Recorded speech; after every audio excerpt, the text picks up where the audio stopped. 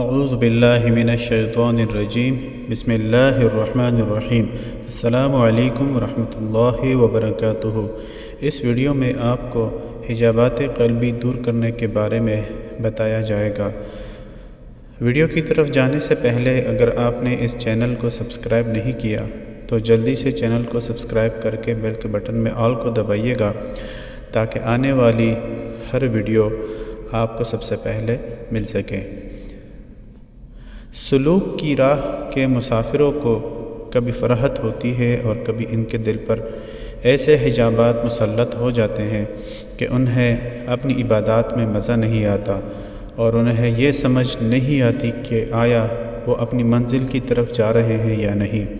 ایسی صورت میں راہ سلوک کے مسافر کو چاہیے کہ بعد از نماز عشاء وتروں سے پہلے اسم پاک یا رحمانو کو اول و آخر 7 مرتبہ کوئی بھی درود پاک کے ساتھ 777 مرتبہ یعنی 777 7 دن تک پڑھیں۔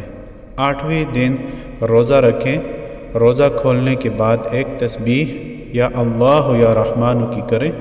انشاءاللہ اس کے حجابات قلبی دور ہو جائیں گے، ظلمت اور تاریکی کے بادل چھٹ جائیں گے، راہ سلوک کی طرف اس کے قدم اٹھنے لگیں گے، تجلیات الہی کا مشاہدہ کرے گا، کشف کا حصول ہوگا اور دل اتنا منور ہو جائے گا کہ اس کی روشنی سے پاتال کی گہرائیوں اور آسمان کی وسعتوں تک دیکھ سکے گا انشاءاللہ العزیز۔